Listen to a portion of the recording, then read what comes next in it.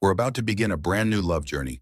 Please comment on where you're watching from so we can see that our Soul Stories family is all around the world. The sound of violins poured into the grand hall like a sheet of light silk, so thin it seemed it might tear with the slightest touch. White roses lined the aisle, ribbons draped from the high ceiling and swayed gently in the air conditioning. A wedding fit for magazines, for numbers, and for polite congratulations. To anyone passing by, it would look like the happiest day of the bride's life. Clara Bennett stood in the dressing room, just one marble wall away from the stage. She stared at herself in the mirror, flawless, powdery skin, pink lips, a veil draped over her shoulders, a mermaid gown hugging every curve. Perfection so breathtaking, it felt unreal. But in her reflected eyes was a fear stretched thin, like a crack ready to split. She raised her hand to touch the collarbone beneath the lace and felt only cold. "You look beautiful, Clara." Her mother leaned closer, her light perfume half a lullaby, half a command. With practiced fingers, she straightened the veil. "Today, the Bennetts will survive their darkest hour. All you need to do is smile." Clara had been smiling for a month straight, smiles that looked right to everyone except her own heart. When she didn't smile, they asked, "Don't you want to save the family?" When she nodded, they whispered, "Thank goodness, she knows her duty." She understood. She was a calculation. Marry her, gain capital, trade her, pay off debt. There was no space for the word want. The door swung open. Her father entered, looking like a businessman who had just closed a major deal. His eyes swept over his daughter as if valuing the stock. "No need to be nervous," he said, adjusting his tie. "Just walk down the aisle, say the vows. The Whitmores invest, the company survives. Don't do anything to shame us." Clara pressed her lips together. Since childhood, she had been accustomed to us, a we that never once asked, "How are you?" She nodded. What else could she say? A soft knock. Damien Whitmore appeared like a walking luxury ad. Crisp white suit, sleek hair, expensive cologne. He stopped in front of her and smiled. Not the kind of smile that warmed, but a practiced curve of habit. "You look a—" He studied her, then lowered his voice. Acceptable." "Thank you," Clara heard herself answer, though it felt like someone else speaking. Something heavy sank inside her stomach. Damien leaned closer, voice low, "Just for them. After today, everything will follow the schedule. You'll learn fast. Don't think of running, because truly," his lips tilted in a half smirk, "you have nowhere to go." A sharp thorn pierced Clara's chest. She stood taller, forcing her chin not to tremble. Damien's eyes cut through the veil, cold enough to chill her bones. For a flicker of a second, she saw it clearly. If her life was a scale, he pressed his finger down on the side that favored him, without a blink of hesitation. The music outside shifted tempo. A signal. The wedding planner peeked in and whispered, "It's time." They led Clara out of the white room. The hallway gleamed under bright lights. When the grand doors opened, the noise of the hall seemed to drain from her ears, leaving only her pounding heart. Her mother's hand rested firmly yet tenderly on her arm. "Smile, darling," she instructed, "for all of us." Clara stepped onto the red carpet. Each step felt like walking into someone else's dream. Ahead stood the flower-covered altar, Damien upright in his suit, hundreds of eyes fixed on her. Familiar and strange faces, partners, shareholders, journalists, all smiling. Smiles counted in future profits. 5 steps from the altar, Clara accidentally met Damien's eyes. A block of ice. No warmth, no us, only possession. A thought lit up in her head, as clear as an exit sign. "I have to get out." She stopped. The room gasped like a small wave.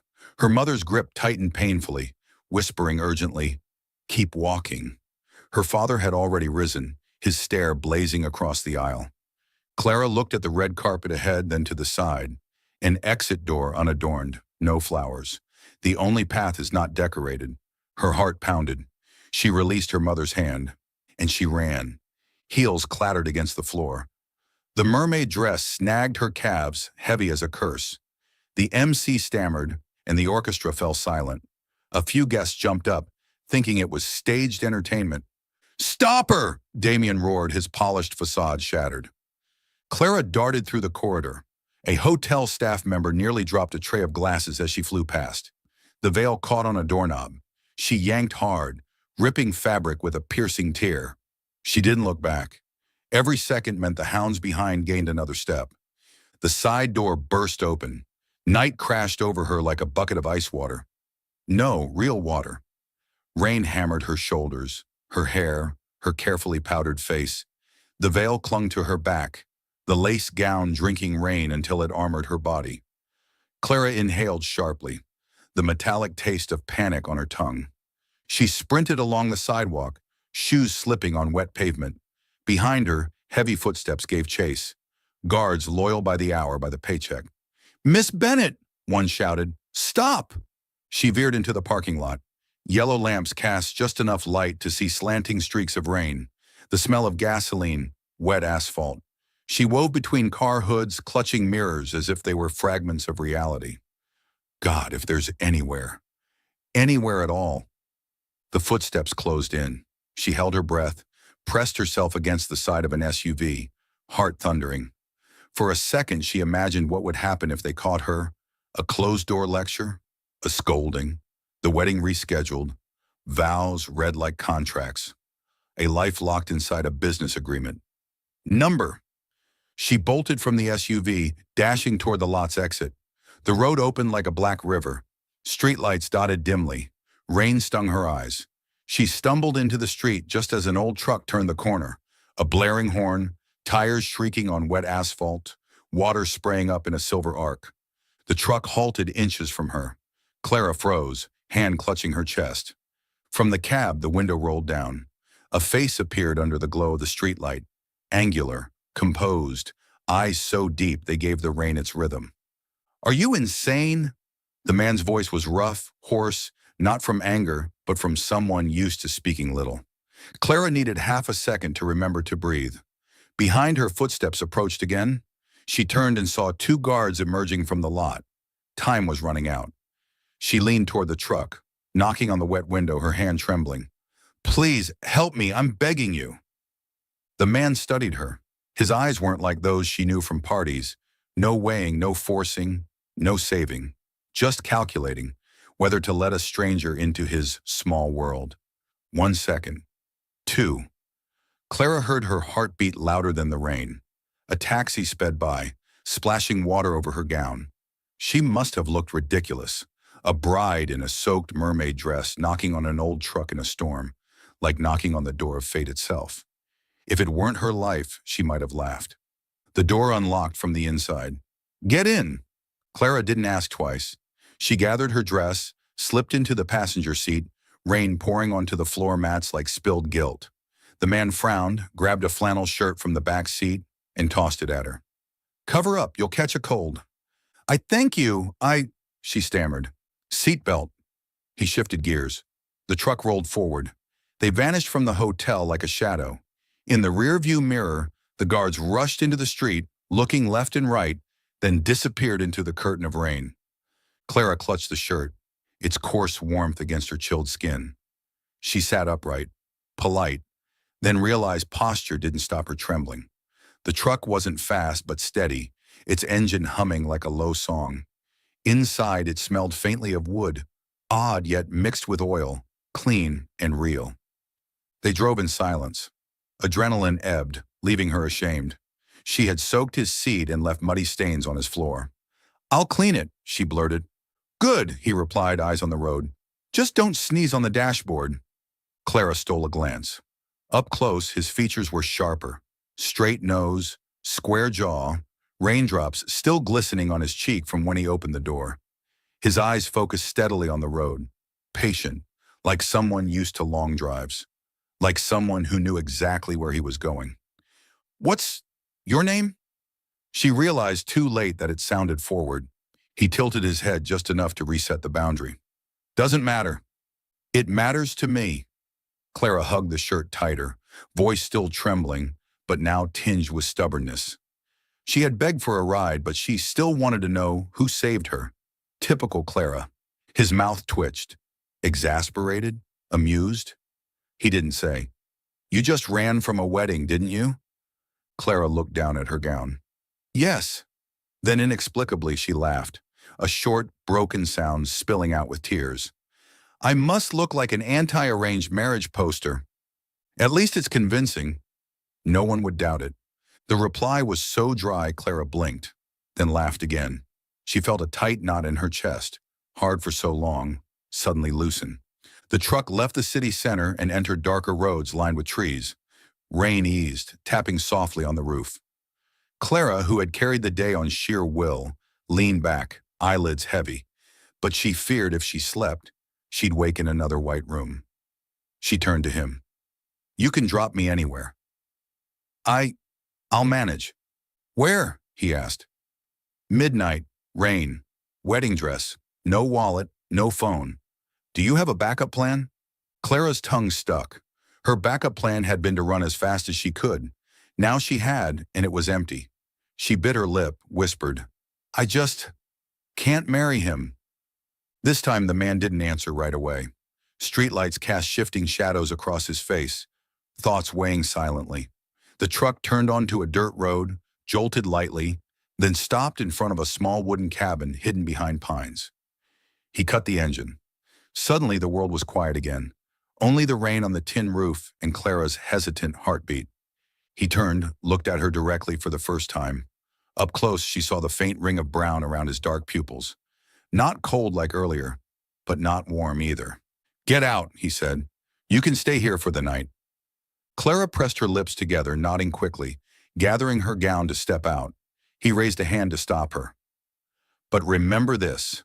She looked up. His voice was low, firm, each word hammered into the night. I'm only giving you one night. The wooden cabin nestled deep among the pine trees, glowing with warm yellow light like a tiny oasis in the night rain. Alexander pushed the door open and stepped in first.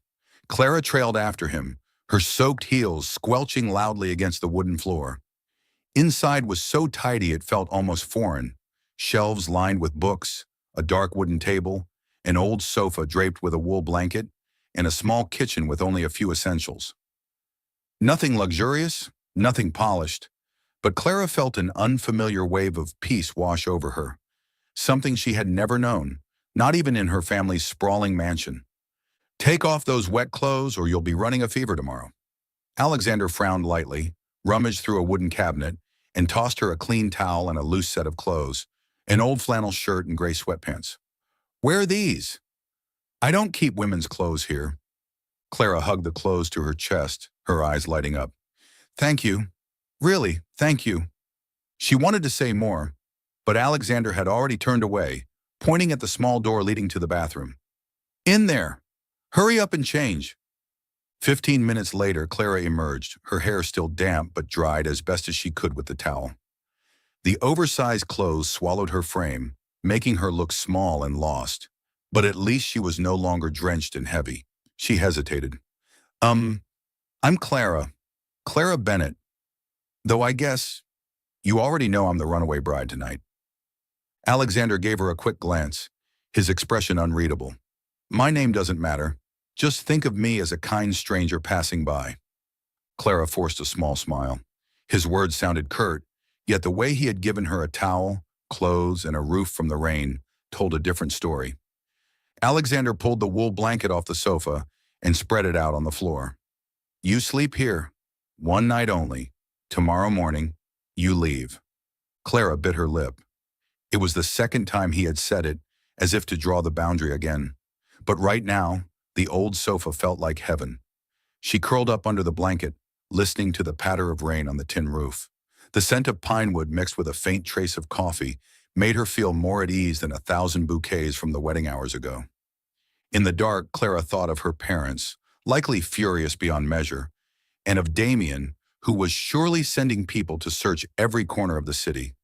The thought made her shiver, and she pulled the blanket tighter. But soon the rain and the wind lulled her into a restless sleep. In the next room, Alexander remained awake, leaning against the doorframe and staring out into the downpour. This stranger, awkward, exhausted, reminded him too much of himself years ago. desperate, longing to escape the world. Clara woke when the first rays of dawn slipped through the curtains. Her back ached from the narrow sofa, but the smell of coffee drifting from the kitchen brought a faint smile to her lips. A strange morning, no butler calling her up, no phone demanding her attention, just sunlight and the scent of coffee. Alexander sat at the table holding a book, a steaming mug beside him. He didn't look at her, only gave a small nod. There's bread on the counter. Eat, then go. Clara froze. Go? Where? Out of here. He set the book down, his voice calm but firm. I told you. Just one night. Clara's chest tightened. She had no money, no papers, and her phone was in her family's hands. If she stepped outside now, she would fall straight into Damien's grasp. But I have nowhere to go. Her voice trembled, though her eyes tried to stay steady. Alexander arched a brow, replying curtly, Not my problem. For a moment, Clara felt cornered.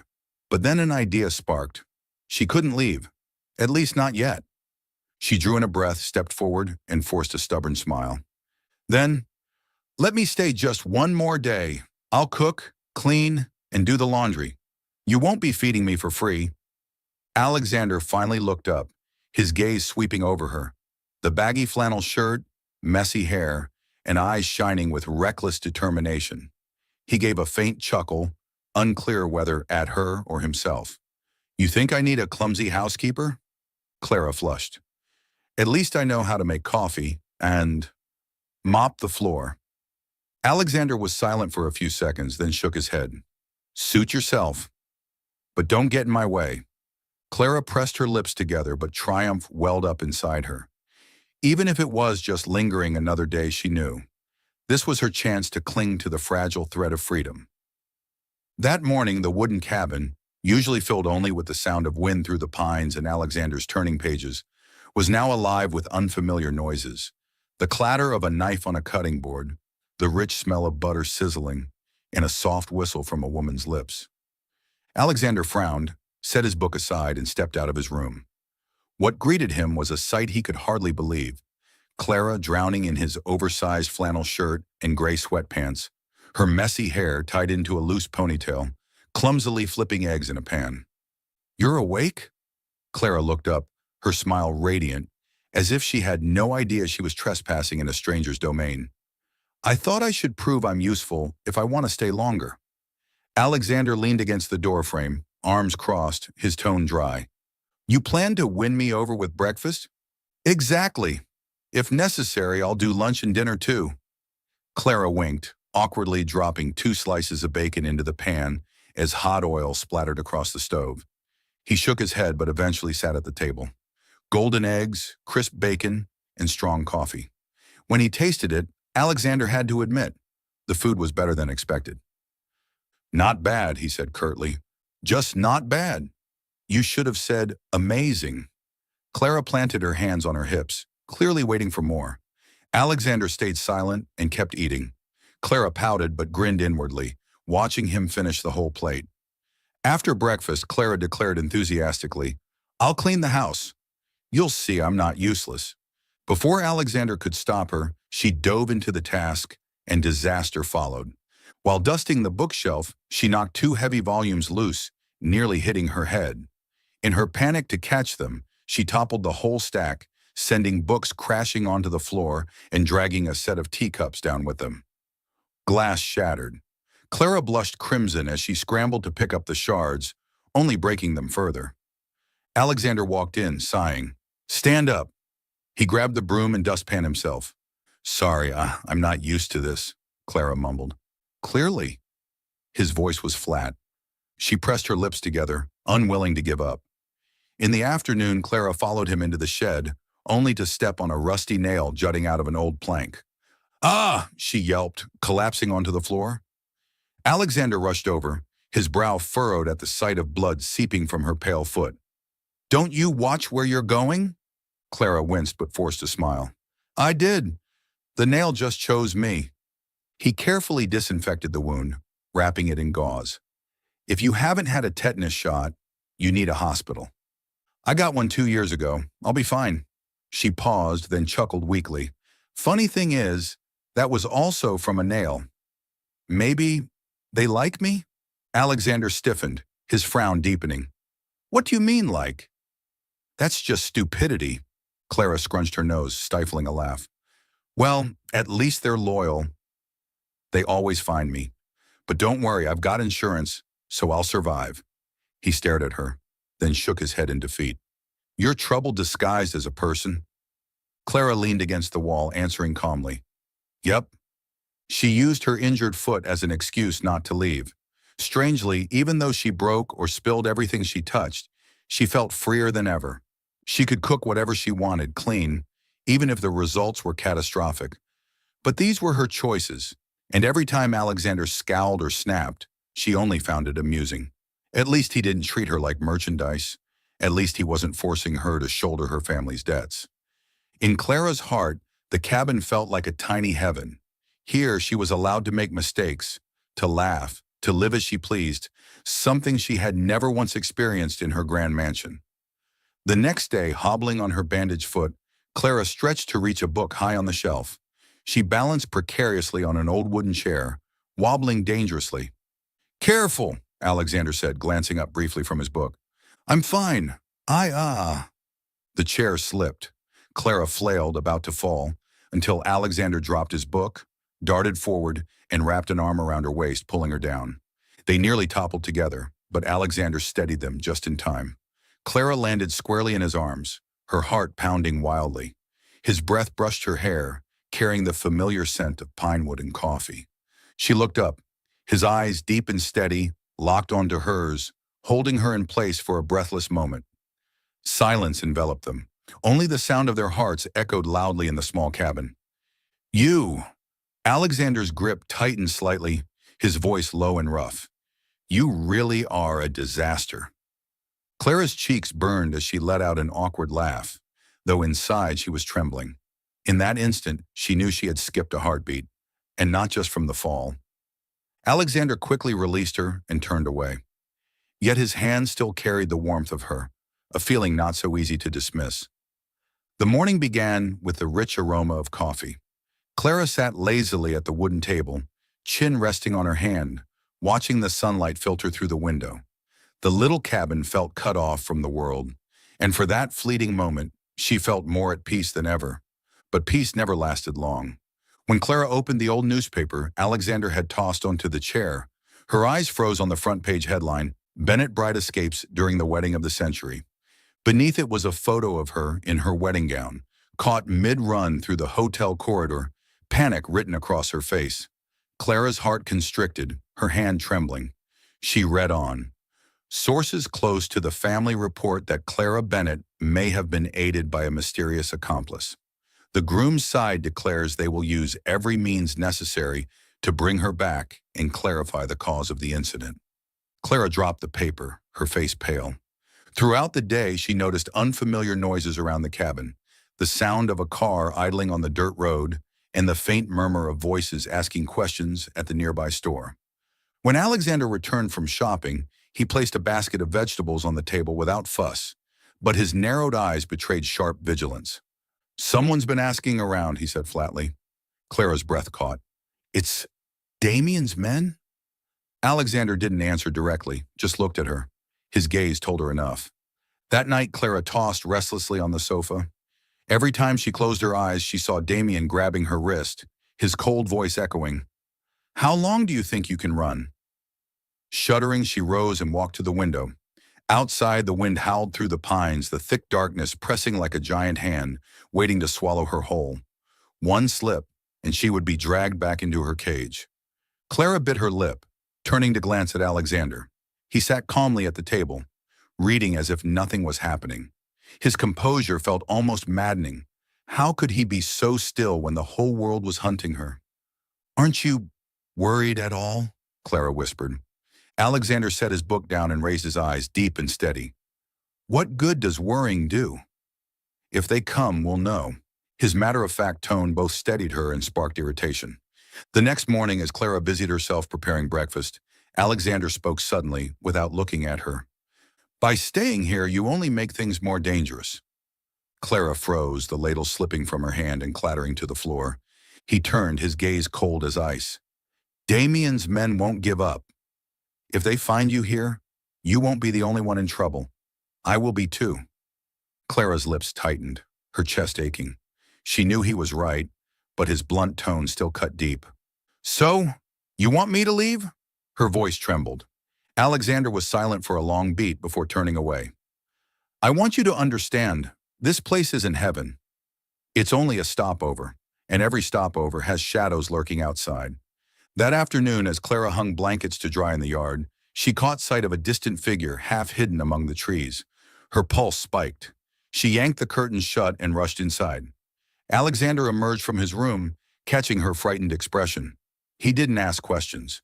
He simply locked the door, then stood at the window, his eyes gleaming with rare tension.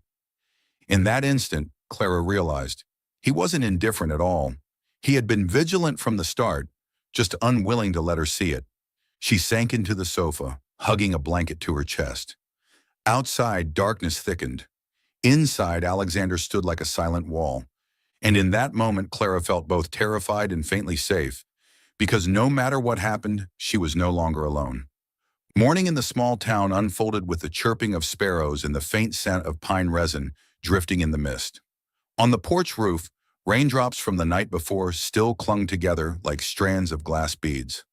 Alexander propped a ladder against the shingles, an old baseball cap pulled low, a box of nails, and a hammer in hand.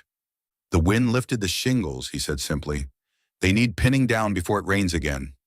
Clara shaded her eyes, looking up. What can I do to help? Hold the ladder. And don't climb, he replied, voice calm but firm like a safety regulation. Got it. I'll just hold the ladder. She smiled, silently praying not to turn ladder holding into a national disaster. Cool winds swept down from the forest. Alexander climbed smoothly, movements efficient and steady. He lifted the shingle, spread roofing tar, drove the nails in a clean rhythm, hammer strikes precise like a metronome. Clara found herself watching closely, part curiosity, part, though she hated to admit it, admiration. He worked as though he had done this all his life. No sloppiness, no showiness, no wasted words. Done, he said, climbing down. Need more tar on the edge. We'll stop at the hardware store. The home, Clara caught herself, remembering they were in a small town. The hardware store in town? Alexander nodded. Mitchell's Hardware. Corner of Main and Cedar. Mitchell's Hardware was the kind of store you only saw in America. Wooden facade, a bell chiming at the door, price tags scribbled in marker hanging from bins of nails, the familiar smell of pine mixed with machine oil. An older man with a silver beard and a leather tool belt glanced up and grinned. Morning, Alex. What'll it be today? Roof tar, a box of shingle nails, and motion sensor lights. Alexander answered without hesitation. Mitchell's eyes flicked curiously to Clara, then softened into a kind smile. New friend? Clara pressed her lips together, heart racing. Alexander's reply was even, She's helping me with the house. Good on her, Mitchell chuckled, pulling a basket. Those motion lights will save you trouble. Folks have spotted strange cars passing by at night lately. Clara shivered slightly. Alexander only gave a short, as if he had already planned for this. He picked the right tar, checked production dates, hefted the nails for weight, then added outdoor tape and rags. Every choice was practical, like a list he'd memorized. Anything missing? Clara asked, trying to sound casual. Alexander glanced at her, the corner of his mouth twitching. Gloves! For the ladder holder. She burst out laughing, a little relief slipping through. They left the store and wandered through the weekend farmers market in the square. Rows of white tents, baskets of fresh vegetables, loaves of sourdough steaming warm, jars of honey sparkling in the sun. A local band played bluegrass, mandolin notes skipping as children danced around the fountain. Clara lingered at the apple stand, inhaling the crisp, sweet scent. I could make pie, she said, eyes alight. This time I won't wreck the kitchen, I promise. Alexander eyed the apples, then her. 2 pounds, don't overdo it. 3, Clara bargained, carefully choosing each fruit. She added thyme, yellow potatoes, a warm loaf of bread, and then paused at a stall selling wildflowers. A small bouquet tied with twine made her stop. simple yet beautiful. Take it, Alexander said shortly. Put it on the table. You're encouraging me to splurge, Clara teased, though her eyes softened. For the first time since fleeing the wedding, she felt herself blending into ordinary life, picking apples, bargaining over flowers, listening to music in the open air. No one stared at her like a scandal headline. No one whispered Bennett with calculation. The simplicity was so pure it made her throat tighten. On the way back, Alexander drove slowly down the tree-lined street. The barber's pole spun red and white. A diner's sign read, "Pecan pie today," and the American flag rippled before the brick town hall. The town felt like a film still, unhurried, where people waved across the street, where life followed the seasons. Clara cradled the bouquet, gazing at the view sliding past the window. If only I could live here forever. Alexander said nothing, flicked the blinker, and turned down the dirt road home. That afternoon, they spread tar across the roof edge, installed motion lights by the porch and backyard. Alexander measured with precision, drilled clean, and tightened bolts. Clara stood nearby, handing tools, her small task, but one she took seriously. "Drill," he said. "Here," she replied, passing it like a nurse handing forceps in an operating room. Alexander glanced at her. No smile, but his eyes were softer. When the work was done, they sat on the steps sipping lemonade. The sun sank behind the pines, painting the sky in shades of orange and violet. Clara rolled up her sleeves, tilting her face to the breeze, feeling lighter than she had in years. Today she had lived an impossibly normal day, holding ladders, buying apples, installing lights. Ordinary, yet to her, it was a luxury. "Tonight I'll make roast chicken with thyme and potatoes," she said excitedly, "and apple pie for dessert." "Sounds decent," Alexander said, as if the admission cost him effort. By night, the cabin filled with warm scents: roasted chicken, melting butter, thyme in the air, and the scent of fresh pie crust from the oven. Clara set the plate before Alexander, eyes wide with anticipation. He tasted, nodded once. "Not bad," she pressed. "Pretty good." Clara's grin stretched, victory glowing. They ate in companionable silence, a small radio playing softly in the background, playing country music. Outside, insects hummed like a summer chorus. Near midnight, as Clara washed dishes, the porch motion light flicked on. Bright light sliced across the yard. She froze, hands still in the soapy water. "Alex?" Her voice dropped. He shut off the radio and listened. The whole cabin held its breath. Another light snapped on in the backyard. Then came the faint crunch of gravel, a sound only someone familiar with the woods would notice. Alexander signaled her back. He grabbed a long flashlight from the drawer in his phone. "Call 911 if I say so," he murmured, crisp and steady. He opened the door, stepping onto the porch with deliberate poise. Flashlight low, beam sweeping across the grass, measured, commanding. "I see you," Alexander called, voice carrying firmly. "This yard has cameras. You're being recorded. This is private property. You're trespassing. Leave now." A figure froze at the tree line, caught in the light. "I'm just lost," the man said, voice strained. "Lost? At midnight? Walking along someone's fence?" Alexander angled the beam to ankle height, blinding from below without direct glare. "Turn left, take the dirt road back to Maine. Otherwise, I call the county sheriff." Inside, Clara stood behind the curtain, phone clenched tight. She heard how Alexander laid each word, not threatening violence, not shouting, but crystal clear in law and authority. Private property, cameras, the sheriff. Calm but skilled, far beyond the way ordinary neighbors would handle it. The man hesitated, then turned away. Alexander kept the beam steady, tracking shoes and steps. "Don't try again," he said in the same tone. Only when the crunch of gravel faded did Alexander relax his shoulders, shut the door, and bolt the lock.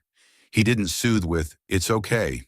Instead, he checked every latch, reviewed the camera app, and logged the time. Then he looked at Clara. "Clear," he concluded like a professional report. Clara nodded, realizing her knees were trembling. She sank into a chair, exhaling hard. "You just handled that like a movie scene." "In movies, they don't call the sheriff," Alexander replied dryly. "Here, there are laws."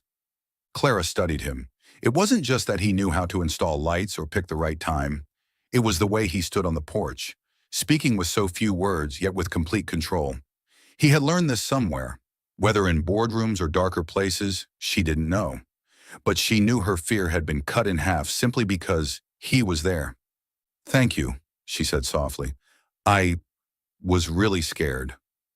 Alexander pulled out a chair and sat across from her. Warm kitchen light softened his sharp features. "Fear is normal," he said. "What matters is knowing what to do." Clara bit her lip, then let out a small laugh, trying to lighten the air.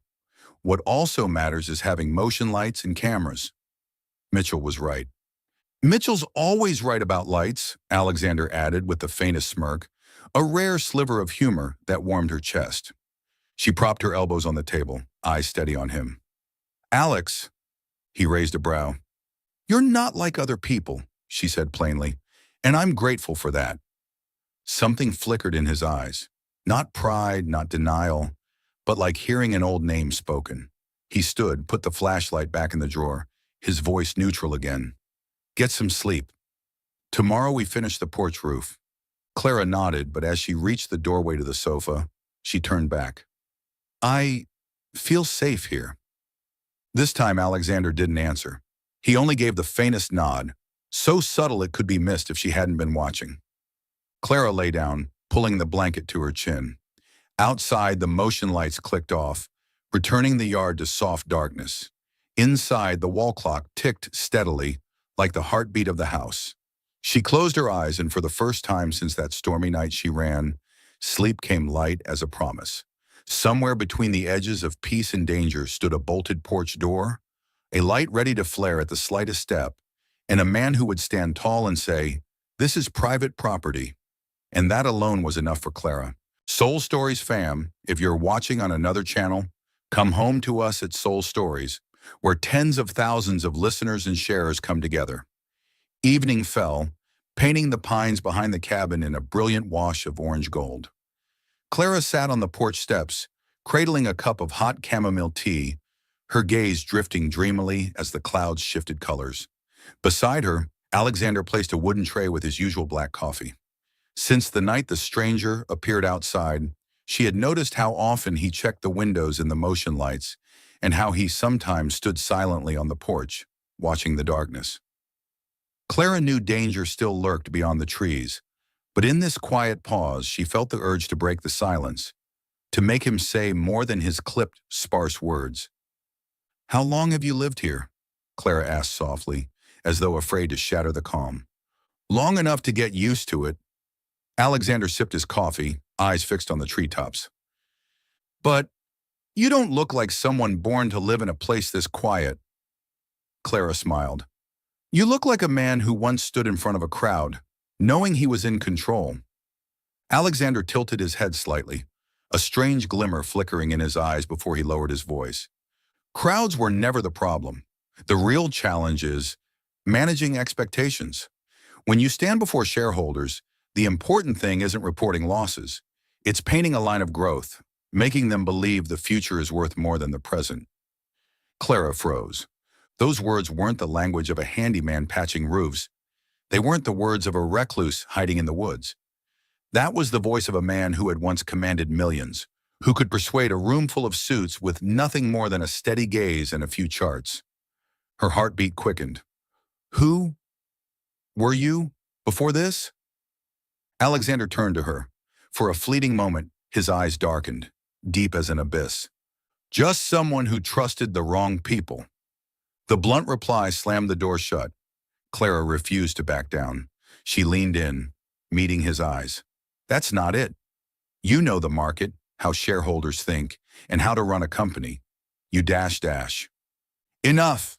Alexander's voice cut sharply, low but edged with steel. The air froze. Clara bit her lip, her chest sinking. He rarely spoke so harshly, and that alone told her she had brushed against a wound not yet healed. She turned away, hiding her unease. But her mind flashed back to the pile of old newspapers she had once glimpsed. A front page with a man in a suit standing before the logo of a giant corporation. The face, hard, sharp, looked not so different from Alexander's now. Clara inhaled deeply. trying to change the subject. But the question echoed inside her. Who is he, really? Through dinner, Alexander barely spoke. Clara had made chicken soup and toasted bread. He ate without praise or complaint. Occasionally his gaze flickered toward her, only to dart away again. Clara felt as though she had knocked on a locked door. Behind it, what waited? A secret? A scar? Or a man completely different from the simple Alex he pretended to be? She remembered Damien's cold stare at the wedding. Alexander's coldness was different, not cruelty but defense, as if he were afraid someone might see the cracks beneath. Late at night, Clara lay restless on the sofa. Rain pattered softly, and the wind stirred the pines. Then she heard movement from Alexander's room. His footsteps padded out to the porch, where he stood for a long time. Clara pulled the blanket around her shoulders, rose quietly, and peeked through the crack of the door. He stood tall beneath the porch light, holding a small photograph in his hand. His eyes fixed on it, shadowed with sorrow and complexity so deep that Clara's breath caught. She couldn't see what the photo showed, but she knew it was something pulling him back into the past. That gaze wasn't the gaze of a handyman. It wasn't the gaze of a hermit in hiding. It was the gaze of a man who had once lost everything. Clara withdrew silently, her chest tightening. The next morning, as she prepared breakfast, Alexander walked in. He looked normal, tidier even, like the night before had never happened. "Toast?" he asked, voice steady as ever. Clara nodded, smiling faintly, but said no more. She understood now. Some doors could only be opened when their keeper was ready, and inside she felt an odd ache of tenderness for him. This man, cold and guarded, yet carrying an unnamed pain behind his eyes. And at that moment, Clara realized she wanted to stay. She wanted to uncover the part of him he kept hidden, the part still fragile, still human beneath the armor. Noon sunlight filtered through the window, laying a pale golden glow across the living room. Clara busied herself with tidying, thinking quietly, "At least I should manage to do something useful." She gathered a few boxes piled in the corner, dusted the shelves, and rearranged the old books. When she bent down to lift a sagging cardboard box, the lid popped open and several old newspapers spilled onto the floor. Clara stooped to pick them up and froze. On the front page of the Wall Street Journal was a photo of a man in a dark suit, sharp eyes, proud features. The bold headline read, "Alexander Cole, the promising young CEO of Whitmore Group." Clara's heart lurched. She stared at the yellowed print. There was no mistaking it. It was Alexander, the man now living quietly in this wooden cabin, the man who wore flannel shirts and drove an old truck. She sank to the floor, eyes locked on the page.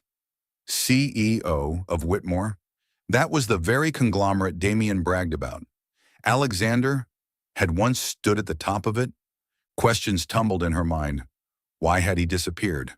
How could a man who once ruled the corporate world now be hiding in the woods? "What are you doing?" The low, cold voice cut from the doorway. Clara jolted, nearly dropping the paper.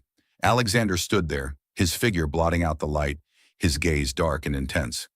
I didn't mean to," Clara stammered.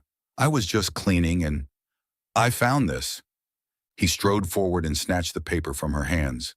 The motion was sharp, final, like erasing evidence of the past. "Don't touch what doesn't concern you."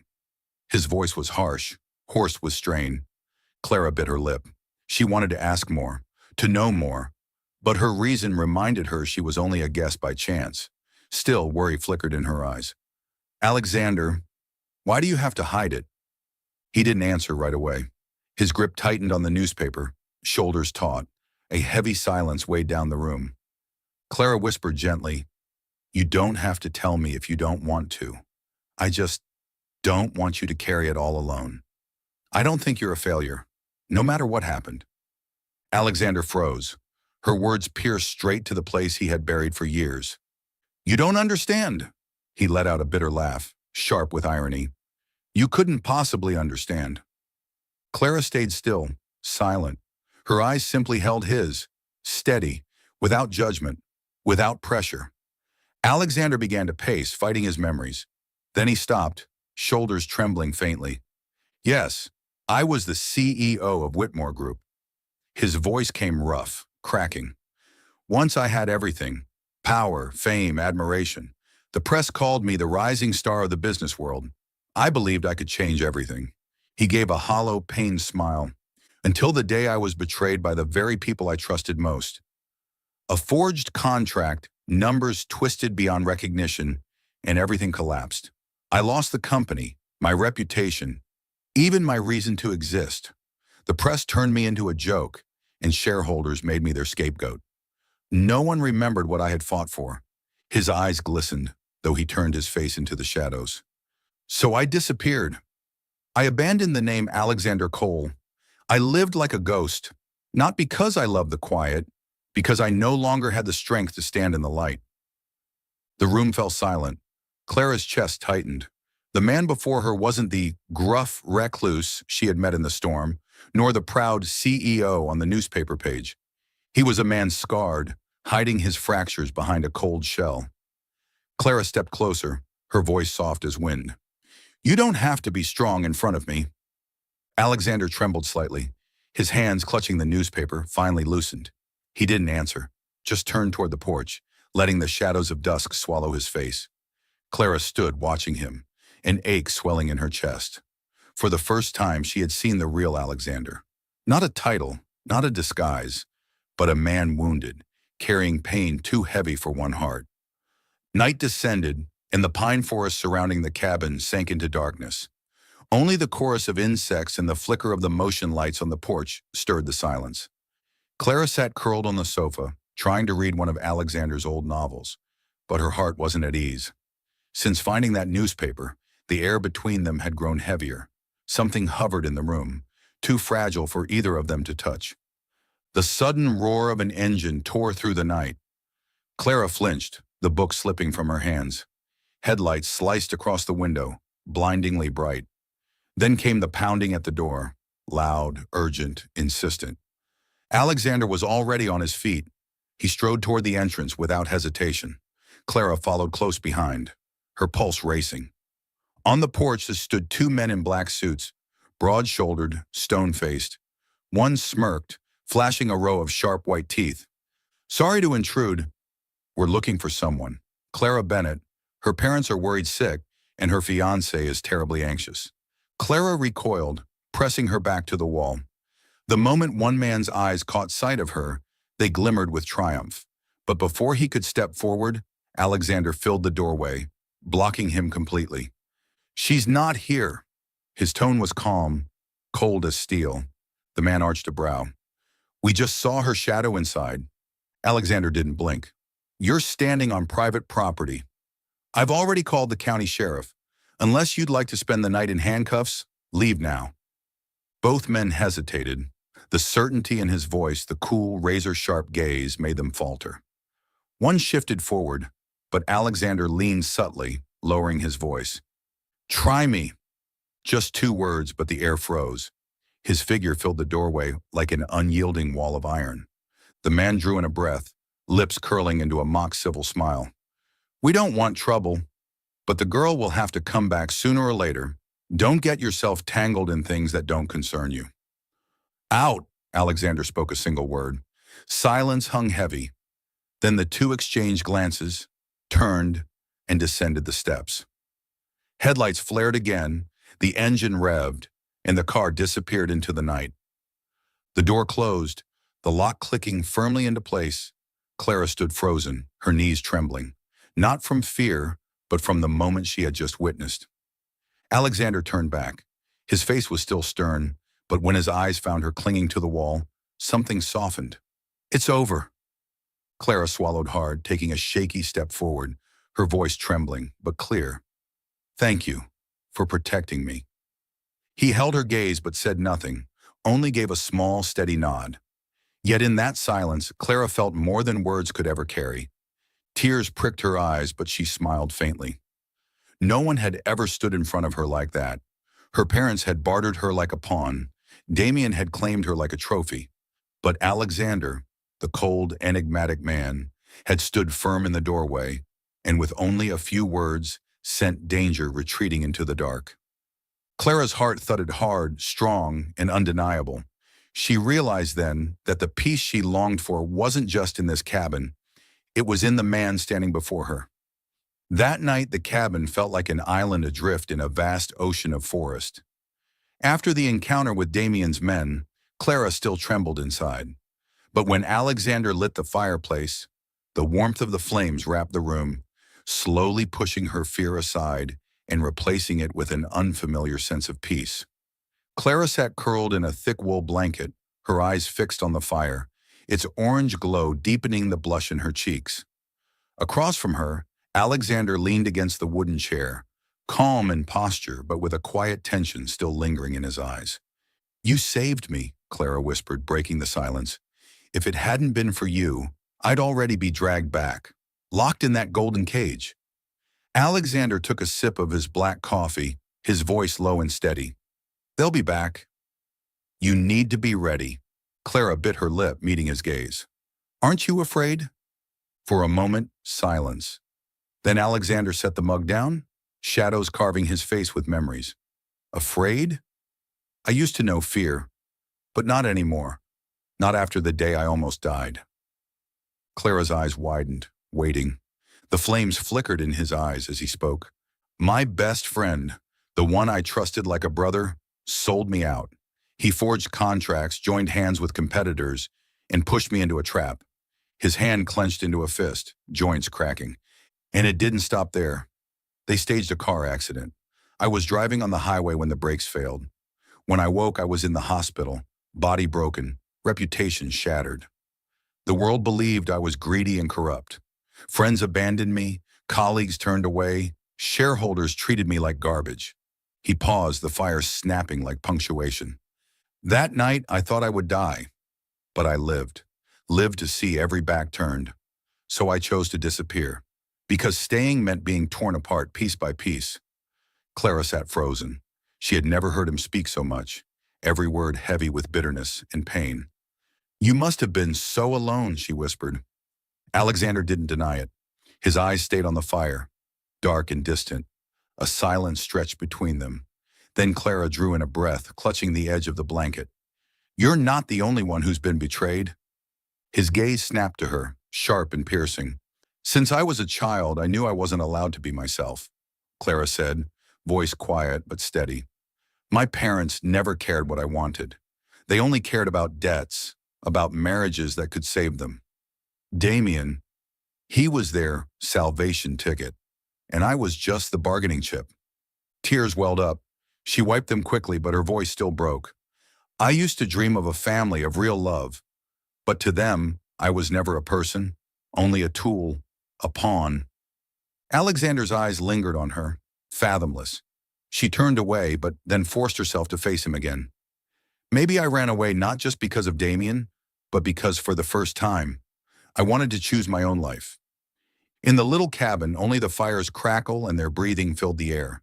Two souls, each scarred differently, suddenly recognized themselves in one another. Clara let out a shaky laugh through her tears. "See? We're more alike than I thought. You were betrayed. I was imprisoned. Both of us are runners." Alexander's gaze held hers. In the firelight, Clara looked fragile yet fierce, her tear-bright eyes glowing with defiance. Almost unconsciously, his hand reached across, brushing hers. The touch was tentative, hesitant, afraid she would pull away. But Clara didn't. Instead, she held still, then gently closed her fingers around his. In that moment, time seemed to still. Their eyes locked, a silent tangle of words unspoken. "Thank you," Clara murmured, "for sharing. And for being here." Alexander bowed his head slightly, lips pressed tight as if to restrain emotion. Sweet words didn't come easily to him, but he didn't release her hand. The warmth of his touch spread across to her, chasing away the winter chill. The fire roared higher, casting amber light over their faces. Their breaths mingled in the space between them, so close it was suffocating. Clara's heart thudded wildly, each beat drumming against her chest. Alexander's voice came rough, low. "You're not like them. You don't deserve any of it." Clara lifted her eyes, lips trembling. "And you don't deserve to be forgotten." The distance between them shrank to a single breath. their hands clasped tight, eyes locked, every fear and longing dissolving into a closeness neither could deny. Thank you for being part of Soul Stories. If you're listening on another channel, come back to the official home so you can continue our love journeys together with the Soul Stories family. That morning, the sky was clear and blue, yet Clara felt a heavy gloom pressing down on her. She had slept in later than usual, her hair a little messy as she walked into the living room, planning to make coffee and fix a simple breakfast. But as she passed the porch, the crackling voice of a news anchor suddenly filled the cabin from the old radio Alexander kept on the shelf. Breaking news. Clara Bennett, heiress of the Bennett family and fiancée of Damian Whitmore, vanished during what was called the wedding of the century. Sources claim she may have fled with a mysterious man. The Whitmore group and the Bennett family have vowed to do whatever it takes to find her and bring her back. Clara froze, her whole body stiff. Her heart hammered wildly, her feet glued to the wooden floor. The announcer's tone dropped lower, as if savoring the drama. Public opinion is split. Some condemn Clara as a traitor who heartlessly abandoned her groom in front of hundreds of guests. Others suspect there is more to the story, though no one knows the truth. Online, images of her fleeing the hotel in her wedding gown have gone viral, with thousands of scathing comments attached. Her chest clenched. That image, her most terrifying moment, was now plastered across the world for everyone to mock. Clara collapsed onto a chair, burying her face in her hands. Harsh words echoed in her head. Coward, failed pawn, worthless. A tear slid down her cheek.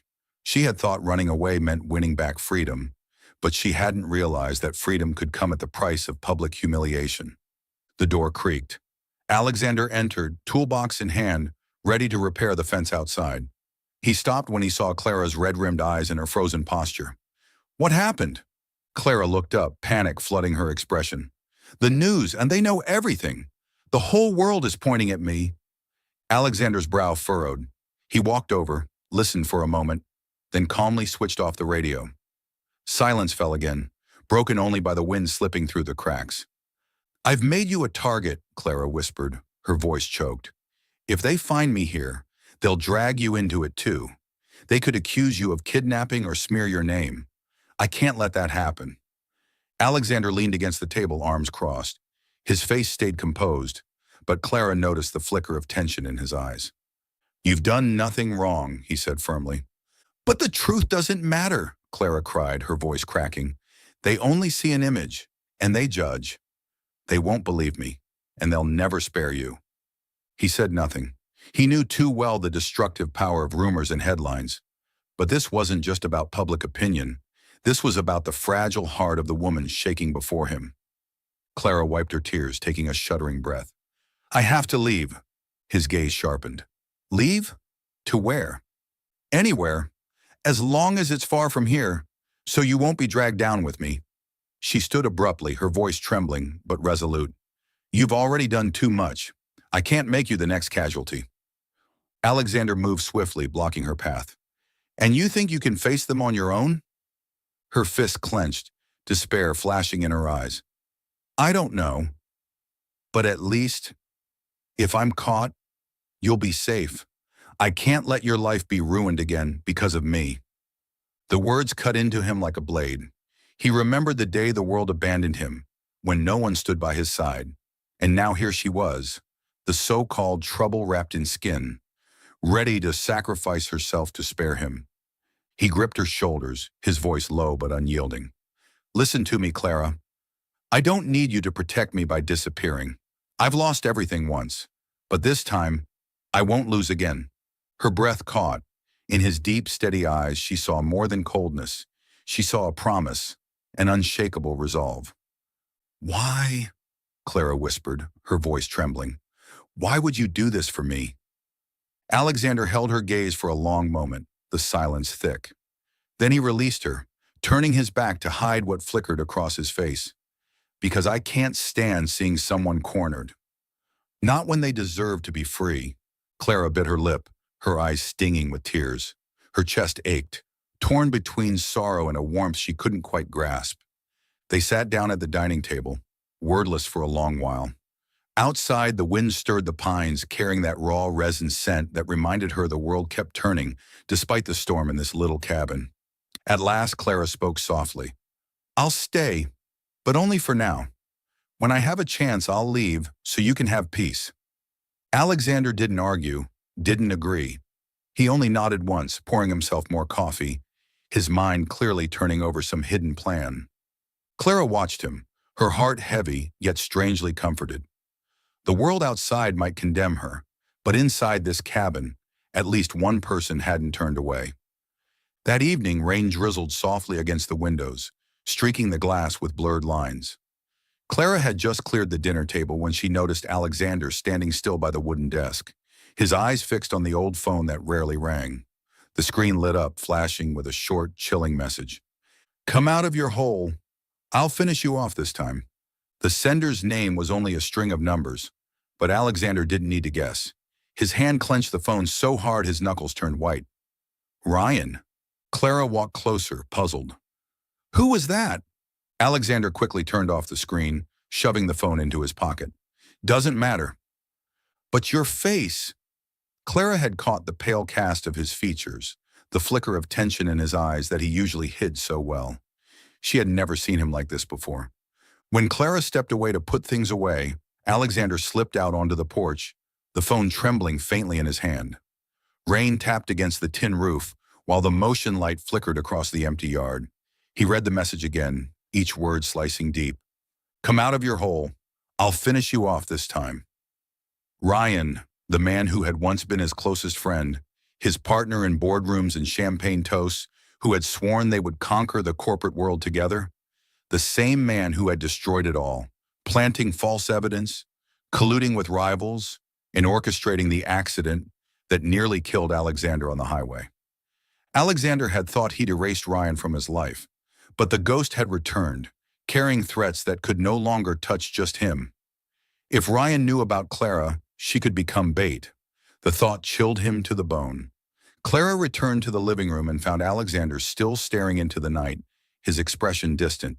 She placed a gentle hand on his arm. You're not okay. Please, tell me what's going on. He turned toward her, his eyes dark as stone. It's none of your concern. Clara flinched. His words cut sharply, but instead of anger, she heard fear. Fear not for himself, but for her. You're afraid I'll be in danger, she said softly, not as a question, but as a certainty. His jaw tightened. He didn't answer, but his silence was an answer enough. Clara stepped closer, her voice steady though her hands trembled. You may not trust anyone else, but at least trust that I want to stay by your side, no matter what happens. Something flickered in his gaze, but he turned away, voice dropping into gravel. You don't understand. That man already tried to kill me once. He won't hesitate to hurt anyone near me. Staying with me only makes you a target. Alexander sat heavily in a chair, hands clasped together, his voice rasping from deep inside. The night of the crash, I remember everything. My car sped down the highway, brakes gone, steering locked. I gripped the wheel until my hands bled, but the car wouldn't obey. When it smashed through the guardrail, I caught a glimpse in the mirror, another car behind me and him at the wheel. His eyes cold as death. Clara's breath caught. When I woke up in the hospital, the papers already branded me a fraud. Shareholders cut me off, colleagues vanished, and he disappeared, leaving me as the scapegoat. If not for a passing truck driver who pulled me from the wreck, I'd be dead. A bitter laugh escaped his lips, jagged with pain. And now he writes that he'll finish me off. I believe him. Clara eased down beside him, her trembling hands covering his. You've carried this alone for too long. His chest tightened at the warmth of her touch. He wanted to lean into it, to believe in the solace she offered, but instinct screamed that it would destroy her. Clara, you have to leave. His voice broke, low and rough. The sooner the better. If Ryan finds out you're with me, he won't spare you. Her eyes locked onto his, the firelight catching in their depths. Do you really think I could walk away? You saved me when I was at my lowest. I'm not afraid. Alexander clenched his teeth, a raw ache in his chest. It was her courage and stubborn loyalty that terrified him the most. because it meant he could lose the only light left in his world. Silence thickened, broken only by the hiss of wind through the pines. He rose abruptly, pacing to the window, his eyes pinned on the shadows between the trees. He wanted to believe he could protect her, but the memory of twisted steel and failed brakes sent a tremor through his hands. Clara followed, her palm brushing his back, tender and steady. You don't have to face this alone anymore. Alexander closed his eyes, drawing a long, heavy breath. Then his voice came, a vow murmured into the storm. If he dares to touch you, I won't let him walk away. Clara shivered, yet a strange warmth surged inside her. Trust.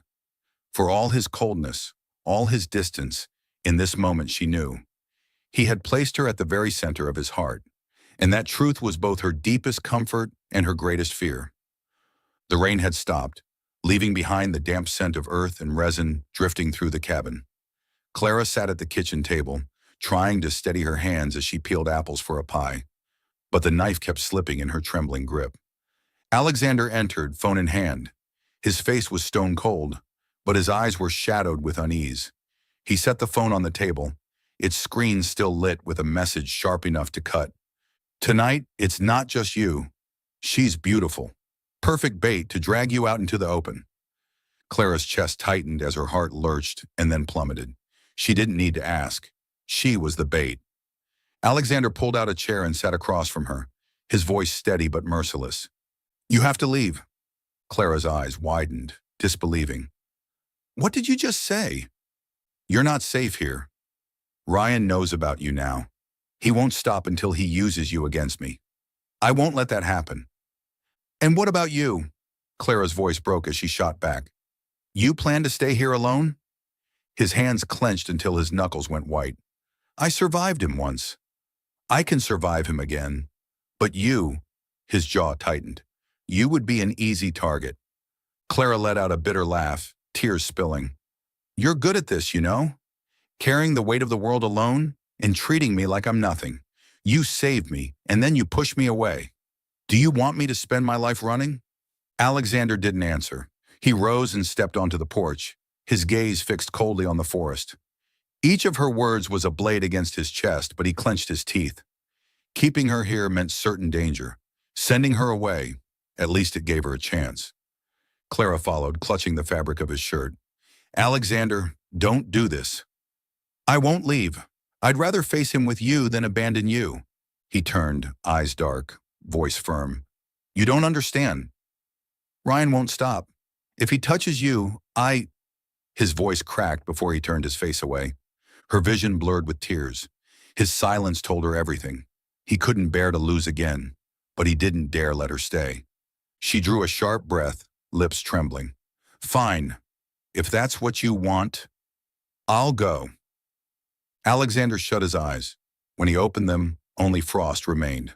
Tonight, before morning. Clara packed slowly.